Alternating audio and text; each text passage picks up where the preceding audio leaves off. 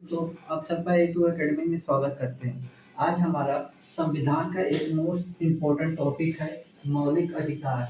आप जब भी एग्जाम देने जाते होंगे तो यहाँ से क्वेश्चन जरूर आपको मिलता होगा। तो आज हम इसका फुल एनालिसिस करेंगे, फुल डिटेल में इसका।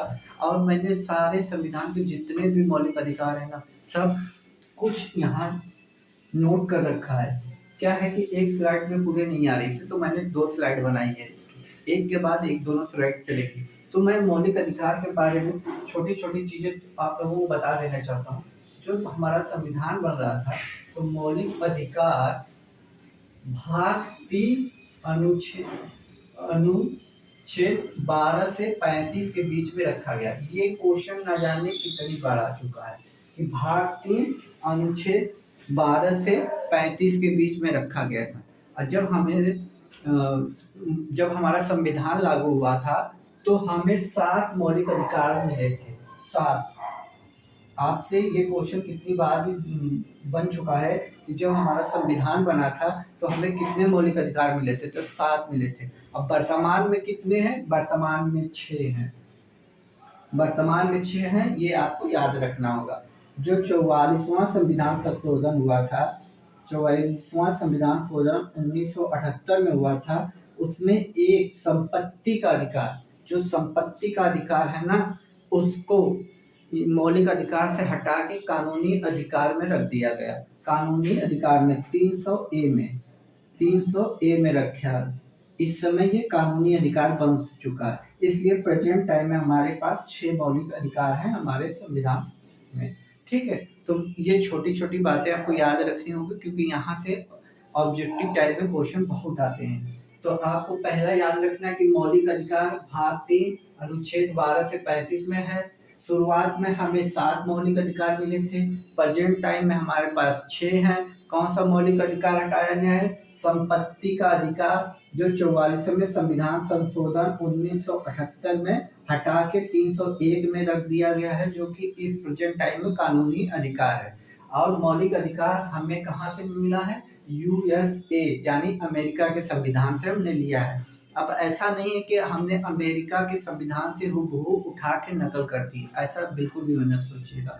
हम वहां से ये मौलिक अधिकार जरूर लिए, लेकिन इसको हम भारतीय पृष्ठभूमि के अनुसार अपने हिसाब से ये सारी चीजें यहाँ पे मौलिक अधिकार में रखी गई हैं। ऐसा नहीं है कि हमने नकल कर दिया, ऐसा कुछ नहीं है। बस हमने मौलिक अधिकार शब्द लिया है, बाकी जो इसके अंदर की चीजें हैं वो भारतीय भूमि, भारत के अनुसार जब हमारा देश आजाद हुआ था उस समय हमारी क्या कंडीशन थी या हमारे कल्चर क्या थे, उसके अकॉर्डिंग समाहित किया गया है। तो इस बात पे आप ज्यादा ध्यान दोगे। ठीक, तो हमारे पास प्रेजेंट टाइम में 6 मौलिक अधिकार हैं। एक एक करके हम सबको डिटेल में समझने की कोशिश करते हैं, क्योंकि देखिए आने वाले एग्जाम में आपको कहीं ना कहीं इस चैप्टर से क्वेश्चन जरूर मिलता है। इस समय RRB ग्रुप डी चल रहा है और इससे हर एक शिफ्ट में 1 से 2 क्वेश्चन बन रहे हैं। आप कोई भी एनालिसिस देखते होंगे तो आपको मौलिक अधिकार से जरूर क्वेश्चन मिल रहे होंगे। बहुत सारे क्वेश्चन बन रहे हैं। आगे UPSSC है, फिर SSC है, कहीं भी हो, इससे चैप्टर से क्वेश्चन जरूर बनता है। तो इसको ध्यान से समझिएगा और 1-2 बार आप देख लेंगे ना तो आपको याद आ जाएगा। बस दोनों लीड कान में लगाइएगा और जो मैं स्टोरी टाइप से बता रहा हूँ, कहानी टाइप से, बस उससे सुनते जाइए। पहला हमारा है समता या समानता का अधिकार। ये किस आर्टिकल में? अनुच्छेद 14 से 18। तो पहला क्वेश्चन तो यही बन जाएगा कि समता या समानता का अधिकार अनुच्छेद किसमें है? 14 से 18 में है। ठीक, 14 में क्या है? देखिए 14 में, आर्टिकल 14 में विधि की समझ समानता, मतलब कानून की नजर में सब लोग समान हैं। ठीक, दूसरा क्या आता है? 15 अनुच्छेद 15 धर्म, जाति, लिंग, जन्म स्थान इत्यादि के पर विभेद, मतलब पर रोक, मतलब जन्म, जाति, लिंग, जन्म स्थान पर किसी में विभेद पर रोक, मतलब कि जो होता है ऊंच नीच जात पात वाला, वो मतलब नहीं होना चाहिए कि जन्म स्थान की आप इसमें से हैं या इस जात के हैं, ऐसा कोई विभेद नहीं है। विभेद पे रोक है। ठीक है, लोक नियोजन में अवसर की समानता, मतलब सरकारी नौकरियों में सबको बराबर समानता दी जाएगी, अनुच्छेद 16 में है। सबसे ज्यादा पूछा जाता है 17 वाला। इसमें छुआछूत का अंत है। इस आर्टिकल को सबसे ज्यादा पूछा गया है, सबसे ज्यादा पूछा गया है। तो छुआछूत और अस्पृश्यता का अंत यानी छुआछूत का अंत, और अनुच्छेद 18 में उपाधियों का अंत, उपाधियों का अंत। तो देखिए जो 19 भाग 3 अनुच्छेद 12 से 35 में जो हमारा पहला अधिकार है समता या समानता का अधिकार, 14 से 18, उसमें 14 में है विधि की समानता, 15 में है धर्म, जाति, लिंग, जन्म स्थान इत्यादि पर विभेद पे रोक, 16 पे लोग नियोजन में अवसर की समानता, मतलब सरकारी नौकरियों में अवसर जो निकलेगा, जो भी वैकेंसी आएगी उसमें सबको समान मौका मिलेगा।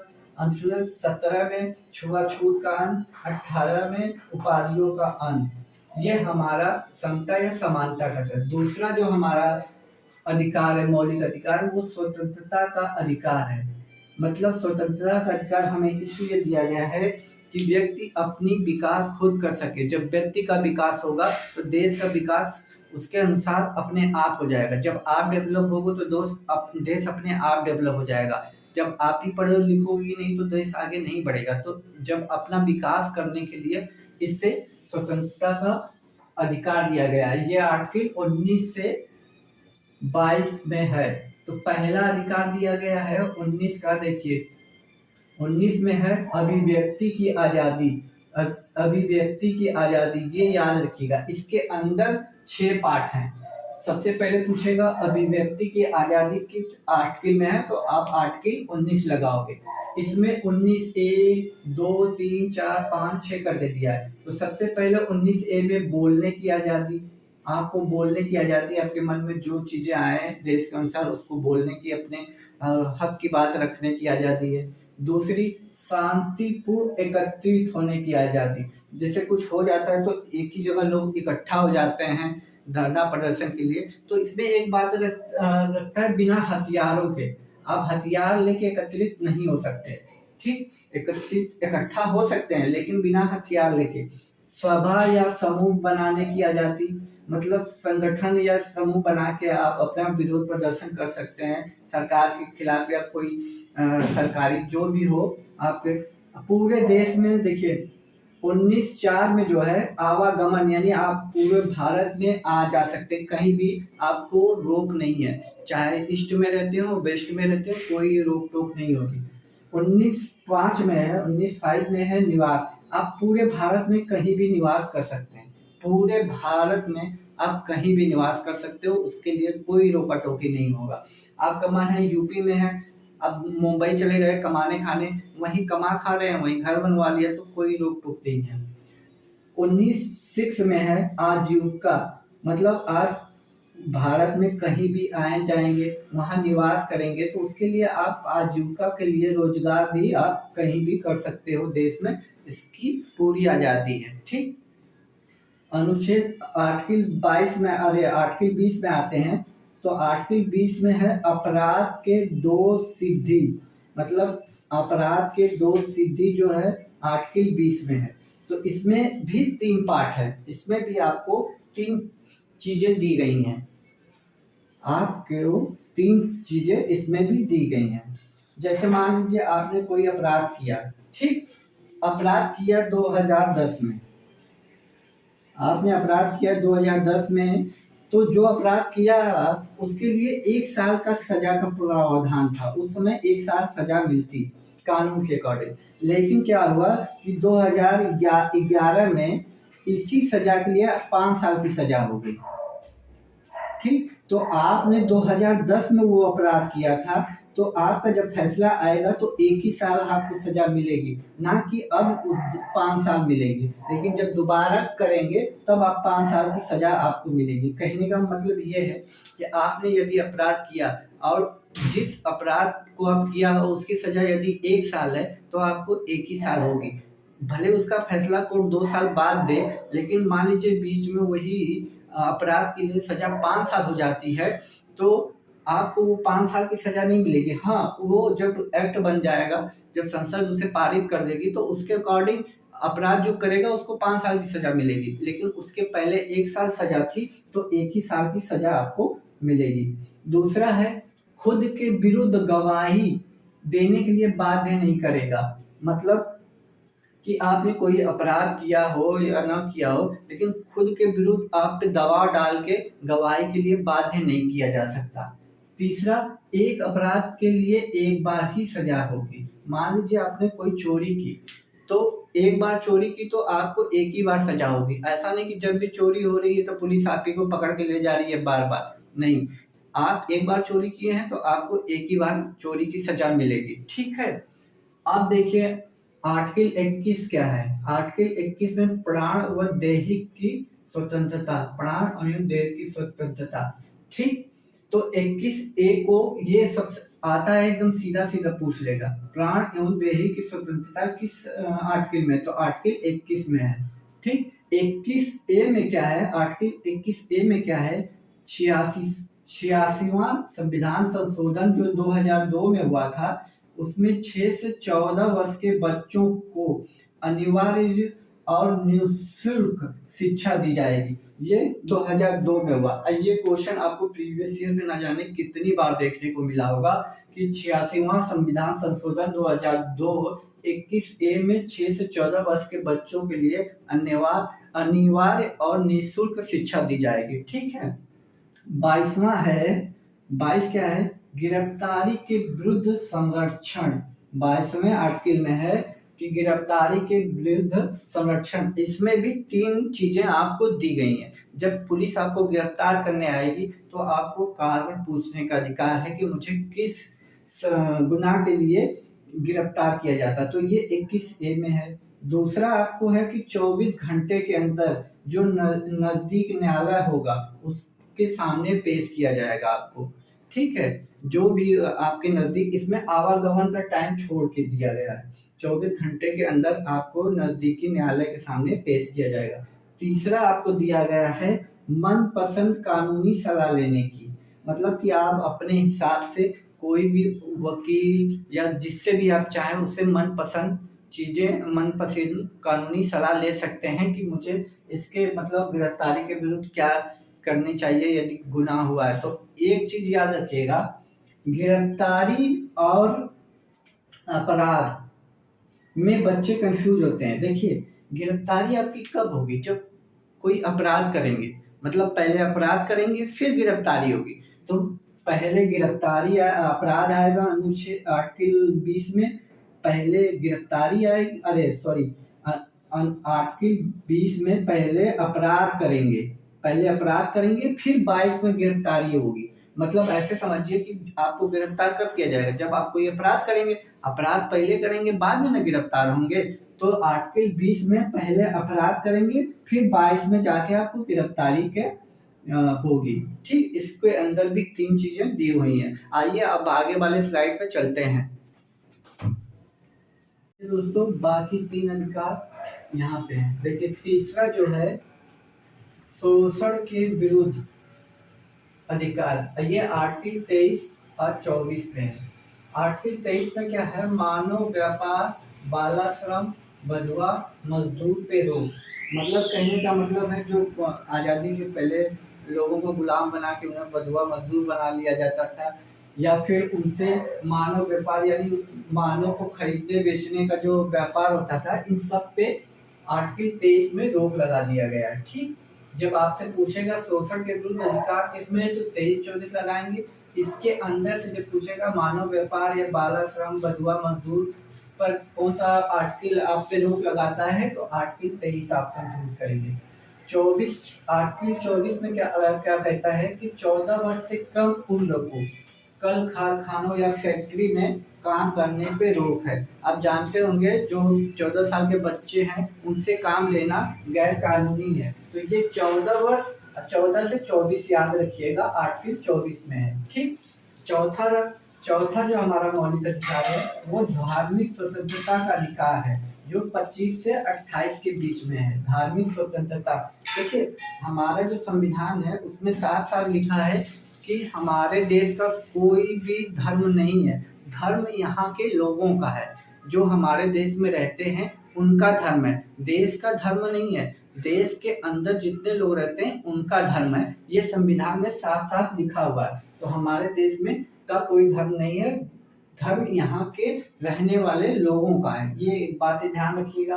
तो आर्टिकल 25 में क्या कहता है कि किसी भी व्यक्ति को अपने धर्म को मानने, उसके आचरण का पालन करने, उसके नियमों का पालन करने की आजादी है। किसमें है? आर्टिकल 25 में। आर्टिकल 26 में क्या है? धार्मिक प्रबंधन करने की आजादी। जिस भी धर्म में आप पैदा हुए हैं, चाहे हिंदू हो, हिंदू धर्म में पैदा हुए होंगे तो उनका कल्चर अलग है, उनका पहनावा, खाना पीना, त्योहार अलग है। यदि मुस्लिम धर्म में पैदा हुए हैं तो उनके घर का रहन सहन, उनका पहनावा या उनके त्योहार अलग हैं। सिख में पैदा हुए हैं तो उनका अलग है। तो और ईसाई में पैदा हुए तो आप जिस भी धर्म में पैदा हुए हो, जिस भी धर्म में, तो उस धर्म के धार्मिक प्रबंधन करने की आपको पूरी तरह आजादी है। 27 आर्टिकल क्या कहता है?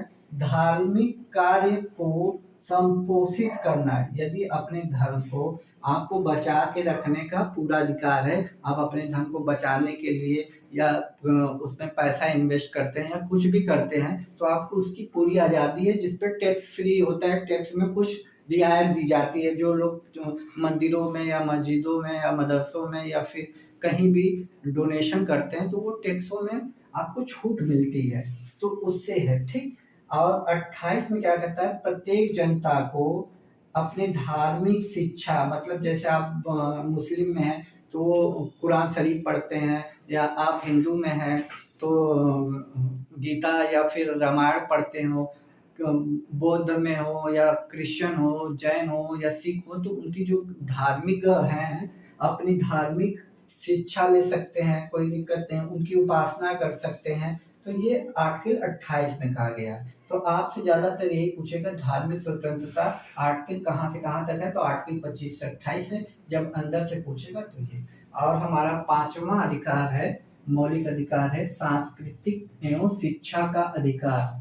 सांस्कृतिक एवं शिक्षा का अधिकार ये अल्पसंख्यकों के लिए है, बहुसंख्यकों के लिए नहीं है। इसमें से क्वेश्चन बनता है कि कौन सा मौलिक अधिकार सिर्फ अल्पसंख्यकों के लिए है, तो यही है 5वां, संस्कृति और शिक्षा का अधिकार। अल्पसंख्यकों के हितों का संरक्षण है। 29 में, आर्टिकल 29 में है अल्पसंख्यकों के हितों का संरक्षण। आर्टिकल 30 में है अल्पसंख्यकों के शिक्षा संबंधी संरक्षण। तो ये उनके लिए है जो अल्पसंख्यक हैं, जो कम मात्रा में लोग हैं, जैसे उनको अल्पसंख्यक में दिया गया है। तो यही 2 आर्टिकल है, 29 और 30, जो अल्पसंख्यकों के लिए है। और छठा जो है संवैधानिक उपचारों का अधिकार। संवैधानिक उपचारों का अधिकार आर्टिकल 32 में है। आर्टिकल 32 में यहाँ आप पूछेंगे आर्टिकल 31 मैंने क्यों छोड़ दिया? 31 में हमारा संपत्ति का जो संपत्ति था कानूनी अधिकार में 301 में चला गया, 300A में चला गया। 44वें संविधान संशोधन 1978 में इसको हटा के 300A में कानूनी अधिकार के रूप में रख दिया, इसलिए 31 नंबर खाली हो गया। संवैधानिक उपचारों का अधिकार क्या है? इससे ये बात समझिए, ये जो मौलिक अधिकार मिले हैं आपको, यदि कोई सरकार या कोई आपको इस पे रोक लगाता है या ये अधिकार आपसे छीनने की कोशिश करता है तो आप कानूनी सलाह ले सकते हैं, मतलब हाई कोर्ट या सुप्रीम कोर्ट में जा सकते हैं। संवैधानिक उपचारों के अधिकार को संविधान की आत्मा भीमराव अंबेडकर ने कहा है। भीमराव अंबेडकर ने इसे संवैधानिक उपचारों को हमारे मतलब भारतीय संविधान की आत्मा कहा है। ये क्वेश्चन कई बार पूछा है, तो ये 32 है, आर्टिकल 32। अब क्या है कि जब आप सुप्रीम कोर्ट के पास जाएंगे अपने इन अधिकारों पे, यदि कोई रोक लगाता है और सुप्रीम कोर्ट के पास जाएंगे तो आर्टिकल 32 में सुप्रीम कोर्ट और आर्टिकल 226 में हाई कोर्ट रीट जारी कर से गवर्नमेंट से ये बात जानना चाहेगी कि आप ऐसा क्यों कर रहे हो। तो आप जब आपको कोई मौलिक अधिकार जो मिला है उस पर यदि कोई रोक लगाता है तो संवैधानिक उपचारों का अधिकार यानी भीमराव अंबेडकर ने इससे संविधान की आत्मा कहा है और जब आपके अधिकार को कोई गवर्नमेंट रोक लगाती है तो आप सुप्रीम कोर्ट या अपने हाई कोर्ट के पास जा सकते हो, जिससे सुप्रीम कोर्ट आर्टिकल 32 के अनुसार रीट जारी करेगी और हाई कोर्ट 226 आर्टिकल के अनुसार रीट जारी करके गवर्नमेंट से पूछना चाहेगी। तो ये मैंने बहुत सिंपल में संविधान के मौलिक अधिकार को पढ़ाया है दोस्तों। एकदम बस मैंने वही की पॉइंट लिया है जो एग्जाम में आते हैं, फालतू का मैंने इसमें कुछ भी ऐड नहीं किया है।